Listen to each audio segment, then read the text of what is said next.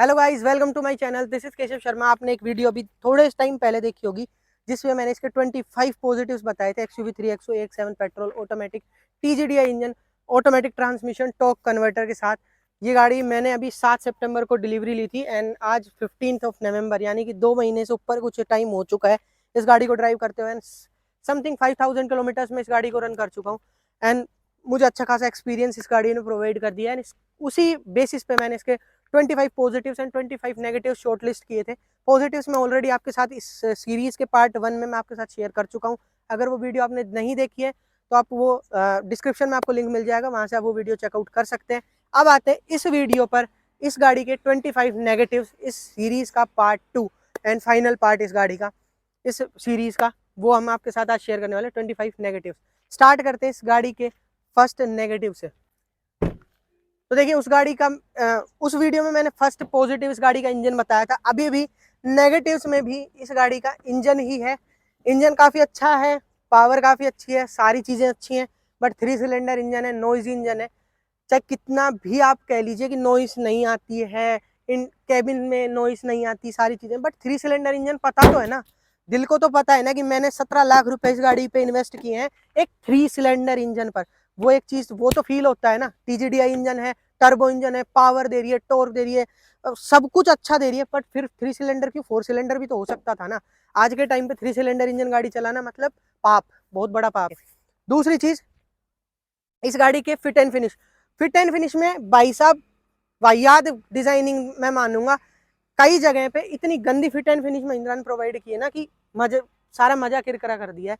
देखिए आपको एक बहुत बेसिक सी चीज दिखाता हूँ। ड्राइवर साइड में आप आएंगे तो देखिए, जो ड्राइवर साइड का डोर पैनल का जो ये गैप है ना, इसको आप नोटिस कीजिएगा। ये डोर खुलता है तो ये कुछ इस तरीके से खुला एंड ये कुछ इस तरीके से क्लोज हो गया, ठीक है। ड्राइवर साइड आपने देखा। अब को ड्राइवर साइड में आपको दिखाता हूँ। देखिए, एक तो गैप ही आप चेकआउट कर लीजिए, को ड्राइवर साइड में आपको कोई इतना मेजर गैप नहीं मिलेगा। प्लस में ये खुला एंड ये क्लोज हो गया। देखिए गैप आपको क्लियरली दिख रहा होगा, यहाँ पे कितना गैप है एंड ड्राइवर साइड में कितना गैप है। तो फिट एंड फिनिश में तो भाई साहब महिंद्रा हाथ ही जुड़वा लिया आपने तो मुझसे।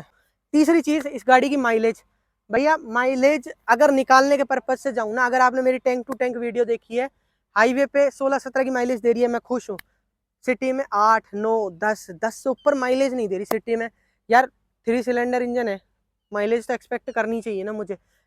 ठीक है, मेरा माइंड सेट बना हुआ था सारी चीजें, बट माइलेज का कंसर्न अगर किसी का है तो प्लीज 3XO को मत देखिए। सिटी में आपको रुला देगी भाई, माइलेज नहीं है उतनी अच्छी सिटी वाले वाइब में। और हाईवे पे भी आपको कुछ ड्राइविंग का जो फर्क पड़ रहा है वो पड़ रहा है मेजरली, पर ये दे रही है हाईवे पे मुझे 16-17 दे रही है। उस जगह मैं इसका पॉजिटिव भी मानता हूँ, लेकिन फिलहाल ये नेगेटिव मैं काउंट करता हूँ कि ये थोड़ा फ्यूल इफिशियंट गाड़ी नहीं है। चौथा, भाई महिंद्रा बिंग महिंद्रा, वेटिंग पीरियड ऐसा क्या बना रही है, क्या नहीं बना रही है, गाड़ी ही तो बना रहे हो यार। 3XO का वेटिंग पीरियड लंबा चल रहा है, थार रॉक्स का वेटिंग पीरियड लंबा चल रहा है। लोग 2-2, 3-3 साल के लिए इनके लिए वेट कर रहे हैं। 3 साल बाद पता नहीं कौन सी गाड़ी किस जगह जाके बिकेगी, क्या होगा क्या नहीं। आज मैंने ये गाड़ी फर्स्ट 6 मंथ्स में मैंने ये गाड़ी डिलीवरी ले ली थी, इस गाड़ी की फर्स्ट 6 या 5 मंथ्स में। एंड मैं इसको 3 साल चलाने के बाद बेचूंगा।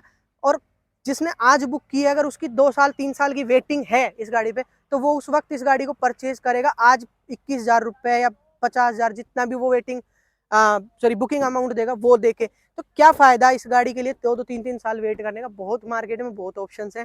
थोड़ा सा अपनी प्रोडक्ट को बढ़ाए, प्रोडक्ट का जो मैन्युफैक्चरिंग है उसको बढ़ाओ, ताकि वेटिंग पीरियड कम से कम हो। कस्टमर पैसे भी दे रहा है और बेवकूफ़ भी बन रहा है। बेसिकली बेवकूफ़ बना रहे हो आप लोग। इतना वेटिंग पीरियड अगर इस गाड़ी पे है तो फिर लेना कहाँ से कहाँ तक वर्थ इट होगा। मेरे पास बहुत मैसेजेस आए हैं, भाई आपको गाड़ी कैसे मिल गई, हमको नहीं मिल रही, हमको नहीं मिल रही, बहुत लोग कह रहे हैं।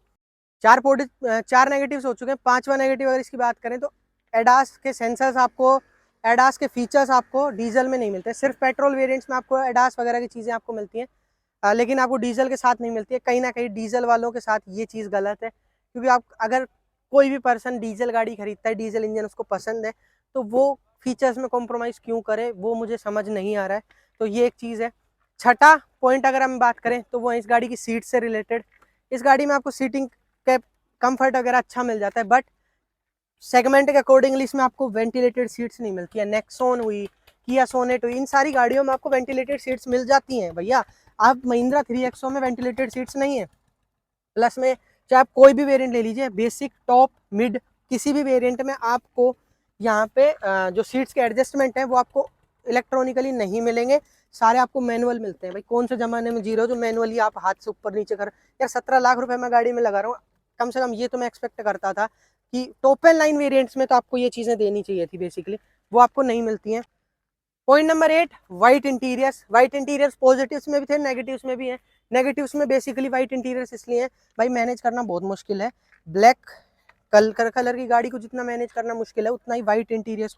देखिए अभी भी ये गाड़ी गंदी है, जबकि मैं इसकी डीप क्लीनिंग करा चुका हूँ, ड्राई क्लीनिंग करा चुका हूँ। ये सीट्स का थोड़ा सा ड्रॉबैक भी है कि आपको गंदी ज़्यादा, मतलब ज़्यादा केयर आपको ये गाड़ी मांगेगी आपसे और आपको करनी पड़ेगी, क्योंकि व्हाइट सीट्स अगर आप गंदी देखेंगे तो वो अच्छी नहीं लगेंगी। प्लस में 9th जो इसका नेगेटिव है वो इस गाड़ी में है, टॉर्क कन्वर्टर है, सारी चीज़ें हैं, पेडल शिफ्टर्स नहीं है भैया। ब्रेजा में पेडल शिफ्टर्स आ जाते हैं, इस गाड़ी में पेडल शिफ्टर्स नहीं है, आपको कहीं भी कोई भी पेडल शिफ्टर्स इस गाड़ी में नहीं मिलते हैं। पॉइंट नंबर 10, इस गाड़ी के नेगेटिव्स की बात करें तो इसका आपको जो एडजस्टमेंट है वो आपको टिल्ट देखने को मिलता है, टेलीस्कोपिक नहीं मिलता है। भाई टेलीस्कोपिक भी दे देते हैं, टिल्ट दिया है महिंद्रा। चलो पॉइंट नंबर 10 हो गया है। पॉइंट नंबर 11, जिससे तो मैं बहुत ज़्यादा परेशान हूँ और फाइनली मैंने वो चेंज ही करा लिया, इस गाड़ी का रेडियो एंटीना। इस गाड़ी में आपको मैंने शार्क फिन लगवा लिया है वैसे बाय द वे, पर इसमें आपको नॉर्मल वाला वो डंडी वाला रेडियो एंटीना मिलता है, वो आपको मैं दिखा भी देता हूँ, मेरे पास है। ये आपको ये कुछ इस तरीके का रेडियो एंटीना मिलता है। क्या है ये क्या है? मैं अल्टो खरीद रहा हूँ क्या भाई जो आप ये मेरे को रेडियो एंटीना दे रहे हो? 500 रुपये में शार्क फिन इंस्टॉल हो गया क्या? 500 रुपये इस गाड़ी पे लगाने के लिए नहीं थे महिंद्रा के पास, शार्क फिन मेरे को इंस्टॉल बाहर से करवाना पड़ा। पॉइंट नंबर 12, इस गाड़ी का बूट स्पेस भाई समझ ही नहीं आ रहा है। महिंद्रा कह रही है कि 364 लीटर्स का बूट स्पेस है, आप यहाँ तक सामान भर ले जाओ। भाई मैंने कोई रेडी खरीदी है क्या? है कोई पिकअप खरीदी है जो मैं यहाँ तक सामान भर के ले जाऊँ?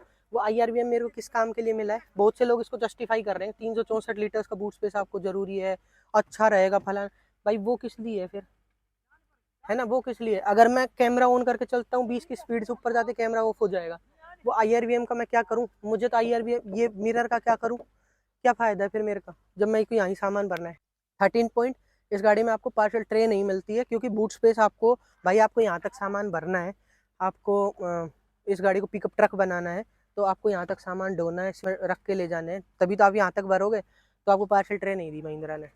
वो पार्सल ट्रे 3500 रुपये की आती है भैया। मैं 17 लाख रुपए लगा के भी मैं 3500 रुपये अलग से दूं किस चीज़ के लिए? पार्सल ट्रे के लिए। क्या मतलब बन रहा है? कोई सेंस है आपका इस सोच का? मतलब डेफिनेटली वो जो चीज़ थी ना कि 3XO में कम बूट स्पेस है, कम बूट स्पेस है, उस मिथ को ख़त्म करने के लिए, लोगों को बेवकूफ़ बनाने के लिए आपने ये ट्रिक लगाई। इससे अच्छा इस बूट स्पेस को थोड़ा बढ़ाते ना यार, यहाँ काम करते वहाँ के बजाय।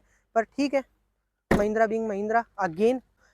जो 14th नेगेटिव है ये बहुत लोगों को इफेक्ट करता है, मुझे पर्सनली नहीं कर रहा है, लेकिन मैं बहुत लोगों को, एक पर्टिकुलर ऑडियंस जो कि यूट्यूब पे है, उनको एनालाइज करते हैं, उन सभी की तरफ से मैं ये बात कह रहा हूँ कि इसमें आपको एम्बिएंट लाइट्स नहीं मिलती हैं।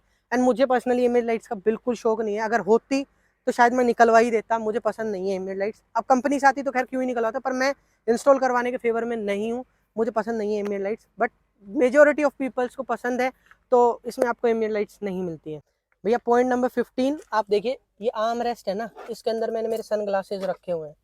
क्यों? क्योंकि इस गाड़ी में आपको सन ग्लास होल्डर नहीं मिलता है। क्या हो रहा है ये? मतलब सब चीज़ों में कॉस्ट कटिंग, आपको सन ग्लास होल्डर भी नहीं मिला है भाई। ब्रेजा फ्रेजा में भी सन ग्लास होल्डर होता होगा, मेरे हिसाब से यहाँ तो नहीं है, इस समय आपको सन ग्लास होल्डर नहीं मिल रहा है, तो वो भी एक चीज़ है। 15 point negative. 16 point basically highlighted point है और बहुत ज़रूरी पॉइंट है भाई। कहने के लिए इन्होंने वायरलेस एंड्रॉइड ऑटो और एप्पल कारप्ले दे दिया है। लगभग 2-2.5 महीना हो चुका है मुझे गाड़ी को चलाते हुए। एंड्रॉइड ऑटो रिसेंटली मैंने सर्विस पे अपडेट करवाया तब आ गया है, एप्पल कारप्ले का अभी तक कोई पता नहीं है। इस गाड़ी में वायरलेस तो छोड़िए, वायर्ड भी नहीं चल रहा है, तो फिर बताया क्यों था? आपने अगर फीचर दिया है तो स्टार्टिंग से दीजिए। ये अभी भैया अपडेट नहीं आया, 2 दिन बाद आएगा, 5 दिन बाद आएगा, 2 महीने बाद आएगा, ये कौन सा सीक्वेंस है? मेरे को समझ नहीं आता है। हर गाड़ी में इनका ये सेम। आप पहले से लाइसेंस इश्यू करवा लीजिए ना, मतलब जब आप गाड़ी को मैन्युफैक्चर करना या गाड़ी को डिजाइनिंग पे जब आप काम कर रहे हैं तभी आप उसके लिए अप्लाई कर दीजिए। Wireless Android auto and Apple CarPlay के लिए वो तो आपको ऑब्वियसली देना ही है ना, जब आप उसको मेंशन कर रहे हो माइंड में लेकर देना ही है तो उसका लाइसेंस पहले क्यों नहीं ले लेते? फिर आप 6-6 महीने साल भर तक लोगों को वेट करवाते हैं एंड्रॉइड ऑटो और एप्पल कारप्ले के लिए, वो वाहियात ही चीज़ कर रहे हो। 17th जो इस गाड़ी का नेगेटिव है वो इस गाड़ी का सेंटर हम्प। इसमें आपको सेंटर में एक हम्प देखने को मिल जाता है रियर सीट्स पे, एंड जो थर्ड पर्सन है, मिडिल पर्सन है, रियर सीट्स पे बैठता है, उसको थोड़ा सा प्रॉब्लमेटिक होता है, डेफिनेटली होता है। तो वो एक चीज़ है, वो भी एक नेगेटिव ही काउंट होता है। एंड 18th जो इस गाड़ी का नेगेटिव है वो बेसिकली एडजस्ट हो जाता है, बट वो नेगेटिव तो है ही कि आप अपने अकॉर्डिंगली इस गाड़ी के जो रिक्लाइन एरिया है उसको एडजस्ट नहीं कर सकते। एक ही लेवल पर ये सेट है, इसको आप रिक्लाइन नहीं कर सकते। हालांकि रिक्लाइनर एरिया बहुत अच्छा है, कंफर्ट अच्छा मिल जाता है, लेकिन वो एडजस्ट हो चुका है क्योंकि कंफर्ट मिल रहा है गाड़ी में। नहीं तो अगर ये थोड़ा सा आगे पीछे होती तो आप इनको रिक्लाइन कर नहीं पाते, वो एक चीज़ नेगेटिव है। तो वो एक नेगेटिव पॉइंट आपको यहाँ पर देखने को मिल जाता है। एसी वेंट्स मिले, आगे लेवलर मिले, पीछे लेवलर ही नहीं है। मतलब बेसिकली सोचो, आगे वाले एसी वेंट्स पे आपको लेवलर मिल रहा है लेकिन रियर एसी वेंट्स पे लेवलर नहीं है। अगर रियर एसी वेंट्स को मैं गाड़ी चला रहा हूँ, आगे मैं बैठा हूँ, पूरी गाड़ी खाली है, सिर्फ मैं अकेला चल रहा हूँ, मुझे लग रहा है कि यार रियर एसी को मैं क्यों यूज करूँ, तो मैं उसको बंद नहीं कर सकता हूँ। वो रियर एसी बंद नहीं होगा, सिर्फ मुझे वेंट्स ही बंद करने पड़ेंगे उस गाड़ी के, इस गाड़ी के। या फिर मान लीजिए पीछे कोई पर्सन बैठा है ना, उसको ठंड लग रही है, आगे तो आपने ड्यूल जोन क्लाइमेट कंट्रोल दिया है, पीछे अगर किसी को ठंड लग रही है तो वो अपने अकॉर्डिंगली फैन स्पीड को एडजस्ट नहीं कर सकता। एक लेवलर देने में आपको क्या प्रॉब्लम थी पीछे?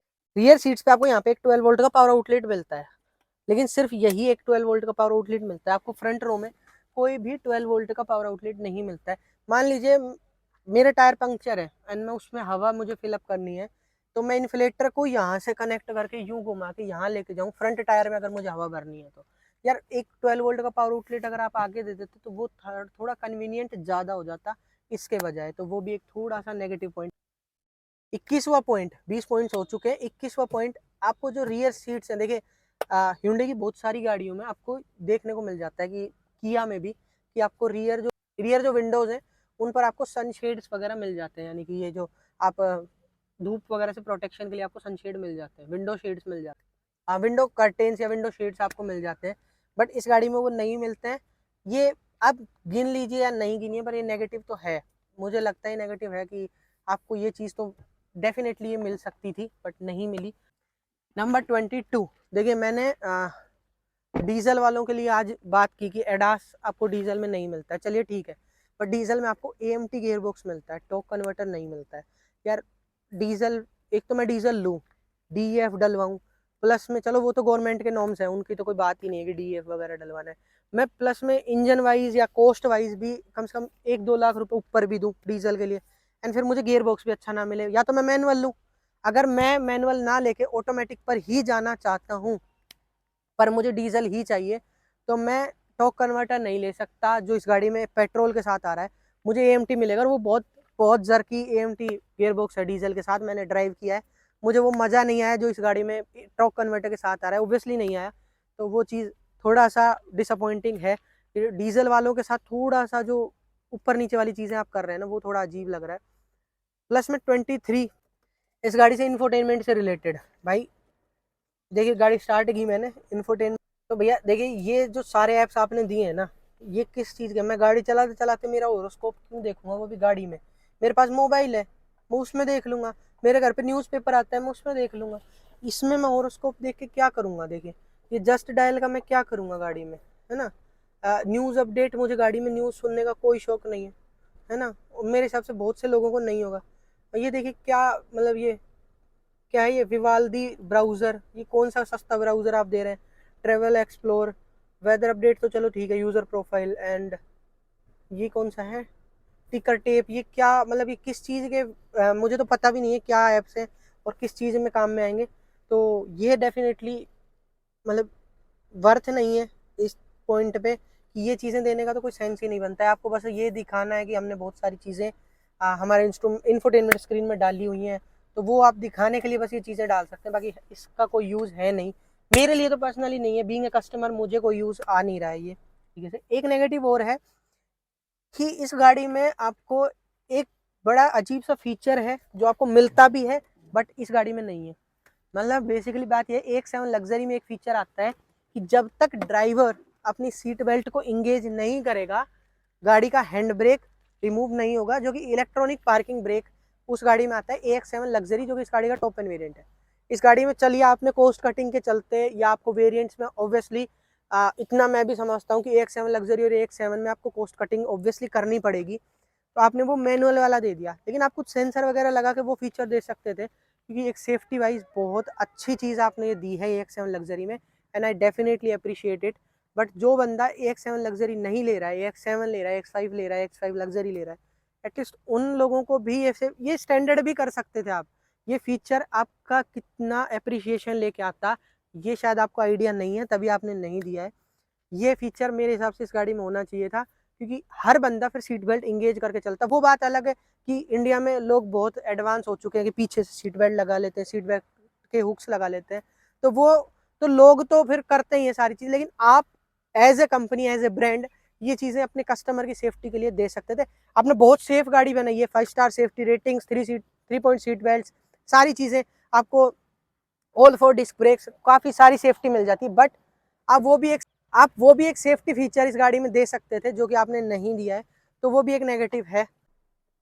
बहुत से जो अंधभक्त हैं महिंद्रा के, उनको ये ऑफेंडिव लगेगा, बट जो 25वां इसका नेगेटिव है वो बहुत ही ज़्यादा डिसअपॉइंटिंग है, मुझे बहुत परेशान कर रहा है फिलहाल।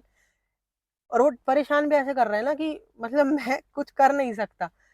आप गाड़ी स्टार्ट करते हैं, गाड़ी चल रही है भाई, हेडलाइट्स ऑटो पे, ऑटोमेटिक हेडलाइट्स है, मैंने ऑटो पे सेट किए हुए हैं हेडलैम्प्स, मैं गाड़ी चला रहा हूँ, सिर्फ फॉग लैम्प्स ऑन है, हेडलाइट्स ऑन नहीं होती है।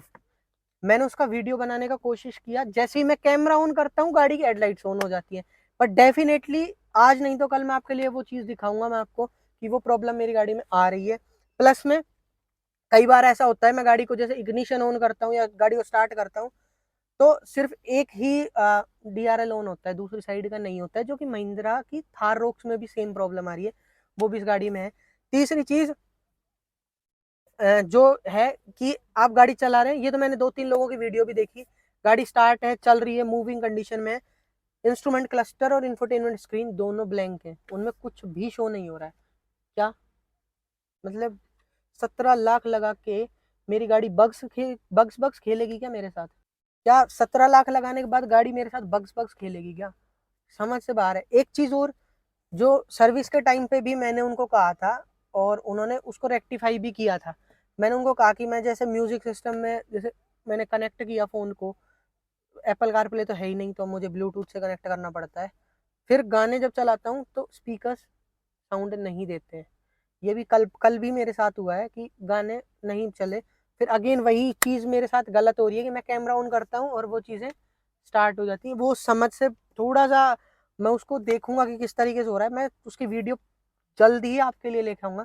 ये बड़ा अजीब सीन है, मैंने उनको बताया था सर्विस के टाइम पे, उन्होंने कहा कि ये सिर्फ एक बग है, क्योंकि अपडेट आया हुआ है गाड़ी पे, उन्होंने अपडेट कर दिया, वो काफ़ी सही चल रही थी। अब 15-20 दिन से वापस से यही चीज़ शुरू हो गई है। 2000 पे मैंने सर्विस कराई थी, 3000 किलोमीटर के बाद वापस ये प्रॉब्लम हो गई है। अब क्या मैं सर्विस सेंटर के चक्कर काटूं बार बार कि भैया आपके ये बग है, आपके ये बग है? यार महिंद्रा, डेफिनेटली आप अपने कस्टमर्स की थोड़ी वैल्यू कीजिए, थोड़ा सा इन चीज़ों पे ध्यान दीजिए। आपका और बग्स का बहुत पुराना नाता चलता आ रहा है, उसको थोड़ा सा ख़त्म कीजिए, रिश्ते ख़त्म कीजिए बग्स के साथ। चलिए, यही थे इस गाड़ी के नेगेटिव्स, जो कि मेरे को पॉइंट आउट करने के लायक लगे, इसलिए मैंने आपके साथ शेयर किए। अगर किसी को भी मेरा कोई भी पॉइंट ऑफेंसिव लगा है या कोई भी गलत लगा है, तो भैया बीइंग अ ओनर, अगर मुझे कोई चीज़ पसंद नहीं है तो मैं वो चीज़ कहूँगा। अगर आपको बुरा लगा है तो बुरा लगा लीजिए, I am really sorry for that. एक एक और मैं आपको नेगेटिव बता ही देता हूँ, जो कि इस गाड़ी का नेगेटिव में ही काउंट हो जाएगा, जो कि फिट एंड फिनिश से रिलेटेड है।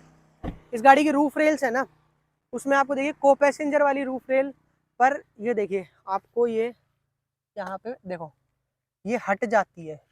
क्या है ये फिट एंड फिनिश का इशू नहीं है क्या? ये देखो क्या है ये, 17 लाख लगा के मैं यूं करूं बार बार, हल्का पानी का प्रेशर लगता है, ये यहाँ से यूं खड़ी हो जाती है। क्यों भाई? फिर मेरे को यूं मारनी पड़ती है, क्यों? सिर्फ सिर्फ और सिर्फ 2 महीने के अंदर ये गाड़ी ऐसी फिट एंड फिनिश शो कर रही है मुझे, और अभी तो मैंने सिर्फ 2 महीने चलाई है। आने वाले टाइम पे आपको बहुत सारे पॉजिटिव्स एंड नेगेटिव्स इस गाड़ी से रिलेटेड मैं डेफिनेटली ला के दूंगा। काफ़ी अच्छी गाड़ी है, बुरा ही नहीं कर रहा, बट अगर हम लोग by having a YouTube channel, अगर हम आप लोगों के साथ ऐसी चीज़ें शेयर नहीं करेंगे तो ब्रांड्स इंप्रूव कैसे करेंगे। अगर आज हमने कुछ चीज़ें इसमें मेंशन की हैं तो वो डेफिनेटली महिंद्रा, अगर महिंद्रा की नज़रों में ये ऐसी वीडियोस, मेरी वीडियो या किसी भी अदर क्रिएटर की वीडियो पहुंचती है तो वो इस गाड़ी को आगे इम्प्रूव करेंगे, इस गाड़ी को नहीं तो अपनी आने वाली नई गाड़ियों में ये चीज़ें इम्प्रूव करेंगे। तो वो हमें मेंशन करनी होती है। बीइंग अ कस्टमर हमारा हमारी रिस्पॉन्सिबिलिटी भी है और हमारा राइट भी है। हम हमारी गाड़ी से रिलेटेड कंप्लेंट्स रख सकते हैं और वही सारी चीज़ें मैंने की हैं। अगर आपको ऑफेंसिव लगी हैं तो आई एम रियली सॉरी, बुरा लग रहा है लगा लीजिए। मुझे ये गाड़ी पसंद है, बहुत ज़्यादा पसंद है। मैं डेफिनेटली इस गाड़ी को लगभग, अगर मेरा प्लान नहीं हुआ सेल आउट करने का तो मैं आराम से 5-10 साल इस गाड़ी को चलाने वाला हूँ, लॉन्ग टर्म पे मैं रखने वाला हूँ। मुझे इतनी गाड़ी पसंद आई है, बट जो कमियाँ हैं वो हैं। तो वो सारी चीज़ें हैं। तो चलिए वीडियो को यहीं एंड करते हैं एंड मिलते हैं आपसे अगली वीडियो में। तब तक के लिए चैनल को सब्सक्राइब कर लीजिएगा ऐसे एक्सक्लूसिव कंटेंट के लिए एंड वीडियो को लाइक कीजिएगा। कमेंट्स में बताइएगा कि मैंने कोई पॉइंट अगर छोड़ दिया है नेगेटिव्स में या पॉजिटिव्स में तो वो भी आप मेंशन कीजिएगा। एंड अगर आपको कोई पॉइंट लगा है कि ये पॉइंट आपने गलत कह दिया, इसमें नेगेटिव ये नहीं है, तो वो भी आप ज़रूर से कमेंट्स में बताइएगा। एंड मिलते हैं आपसे अगली वीडियो में। तब तक के लिए वीडियो देखने के लिए आपका धन्यवाद and thank you so much.